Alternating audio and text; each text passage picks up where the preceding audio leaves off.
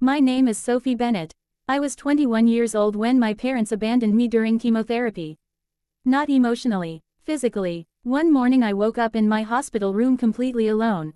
No flowers, no visitors, no messages, just one hospital bill sitting beside my bed, and a voicemail from my father saying, "We can't keep destroying our lives for your illness anymore." Flushed heartbreak. I listened to that message 6 times trying to understand how parents could walk away from their own daughter while she was fighting cancer. But 3 months later, my father showed up unexpectedly at my apartment crying and begging for forgiveness. And my response? Just 4 words. 4 cold words that left him standing there speechless while the door slowly closed between us forever. My name is Sophie Bennett. I grew up in Phoenix, Arizona with my parents, Daniel and Rebecca Bennett, and my younger brother Tyler. For most of my childhood, we were close. Not perfect, but normal. Family movie nights, camping trips, birthday cakes made by mom. Back then, I truly believed my parents loved me unconditionally. Then cancer entered our lives like a storm. I was 19 when doctors found a tumor near my lymph nodes during my freshman year of college. I still remember the silence after the diagnosis. The doctor explained treatment plans calmly while my mother cried beside me. Dad looked stunned. Tyler avoided eye contact entirely. And me, I felt strangely calm at first. Like my brain refused to process what was happening. Until chemotherapy started, then reality became impossible to ignore. The sickness, the weakness, the fear. I lost weight rapidly. My hair began falling out in clumps. Some mornings I couldn't even stand without help. At first my parents tried supporting me. Mom attended appointments. Dad paid bills. Tyler texted me memes trying to make me laugh. But illness changes families slowly. Especially long illnesses. And eventually, I became less of a daughter and more of a problem everyone revolved around. Hospital visits consumed weekends. Medical bills piled up endlessly. Dad started working overtime constantly. The stress transformed him. Little by little, his patience disappeared. One evening after another insurance issue, I overheard my parents arguing in the kitchen. "This is destroying us financially," Dad snapped. Mom whispered, "She's our daughter." Then came the sentence I wish I could forget. "And what if she doesn't survive anyway?" I stopped breathing hearing that. Because suddenly, I realized my father had already emotionally prepared himself to lose me. After that night, everything changed. Dad became distant, cold. He stopped sitting beside me during treatments. Stopped asking how I felt. Sometimes he barely looked at me at all. Meanwhile Mom lived in constant exhaustion trying to hold everyone together emotionally. And Tyler, he slowly disappeared into his own world. I understood part of it. Cancer is terrifying, not just for patients, for families too, but understanding pain doesn't make abandonment hurt less. During my second year of treatment, things became worse medically. The cancer spread aggressively despite chemotherapy. Doctors recommended stronger treatments immediately. More expensive treatments. Dad exploded after hearing the costs. I remember sitting silently in the oncology office while he argued with hospital billing staff.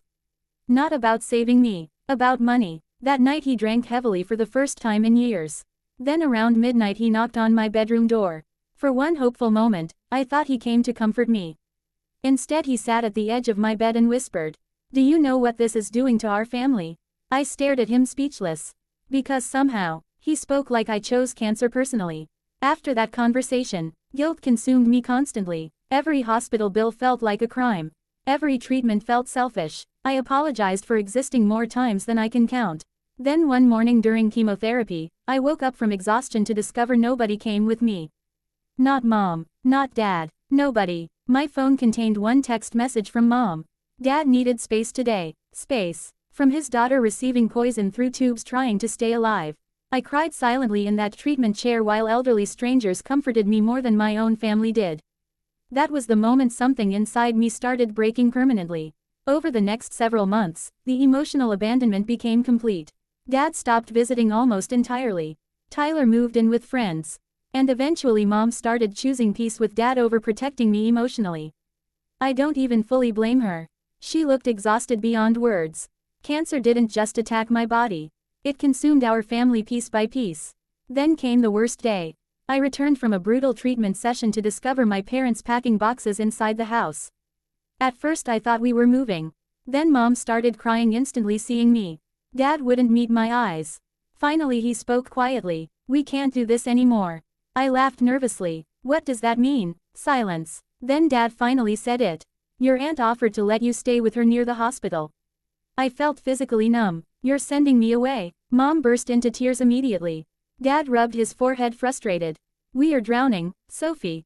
That sentence destroyed something inside me forever. Because I finally understood. To them, I wasn't family anymore. I was a burden dragging everyone underwater. 2 days later they dropped me at Aunt Claire's apartment with 2 suitcases and awkward hugs. Dad barely spoke during the drive. Mom cried quietly the entire time. And Tyler, he didn't come at all. After unloading my bags, Dad hugged me stiffly and whispered, "We need time to heal too." Then they left. Just like that, my Aunt Claire became my entire world afterward. She attended treatments, cooked soup, held me during panic attacks. She never once made me feel guilty for being sick. One night while helping me shave the last patches of my remaining hair, Aunt Claire looked at me gently and said, "None of this is your fault." I completely broke down crying. Because nobody in my immediate family had said that in years. Months passed slowly, painfully. There were nights I genuinely thought I wouldn't survive. But somehow, I did. Then one incredible thing happened. The treatments started working. For the first time in years, my scans improved dramatically. Doctors became hopeful again. Eventually remission became possible. Meanwhile my parents barely contacted me. Occasional texts, birthday messages, nothing real. At first their silence devastated me. Then strangely, it stopped hurting. Because healing changes people emotionally too. I started building a new life slowly. Therapy helped, support groups helped, and Aunt Claire's unconditional love healed parts of me medicine never could. Then one afternoon nearly a year after remission, Dad showed up unexpectedly outside my apartment. The second I opened the door, I barely recognized him. He looked older, thinner, broken somehow. His eyes filled instantly seeing me healthy. Hair growing back, color returned to my face. Actually alive. Then unexpectedly, he started crying. Hard. "I'm sorry," he whispered immediately. For several moments neither of us spoke. Then he confessed everything. Apparently after abandoning me, their family completely fell apart anyway. Mom became deeply depressed. Tyler stopped speaking to Dad almost entirely after learning the full truth. Their marriage nearly collapsed. And worst of all, Dad couldn't escape guilt. Not for one day. He admitted hearing my voice crying during treatments in his head constantly. Then finally he looked directly at me trembling. "Please tell me how to fix this." That question hurt more than anger ever could. Because some damage cannot be repaired with apologies. I stared at him quietly for several seconds. Then I answered with 4 words. 4 simple words. "You left me there." Dad froze instantly, speechless. Because suddenly every excuse disappeared. Stress, money, fear, none of it changed the truth. They left their daughter alone during cancer treatment. Tears rolled down his face silently. But for the first time in my life, I didn't rush to comfort him. Because healing taught me something important. Forgiveness and access are not the same thing. I eventually forgave my parents internally for my own peace. But trust never fully returned. Today I'm 26 years old. Cancer-free, healthy, living independently. I still speak to Mom occasionally. Tyler too. Dad and our relationship exists carefully, politely, like strangers carrying shared grief. And honestly, that's the consequence of abandonment. Some doors reopen, others never fully do. But if there's one thing cancer taught me, it's this. The people who stay beside you during your darkest moments reveal who they truly are. And the people who leave, they reveal truths too. Sometimes painful ones, sometimes necessary ones, but truths all the same. Illness does not destroy families by itself. It reveals the strength, or weakness, already inside them. Real love stays when things become difficult. And nobody fighting for their life should ever feel guilty for needing care, support, or compassion. Sometimes the deepest wounds are not caused by disease, but by the people who walk away when you need them most. If this story touched your heart, thumbs up, like this video. Bell, subscribe for more emotional stories. Speech balloon, comment below. Could you forgive parents who abandoned you during cancer treatment? Flushed heartbreak.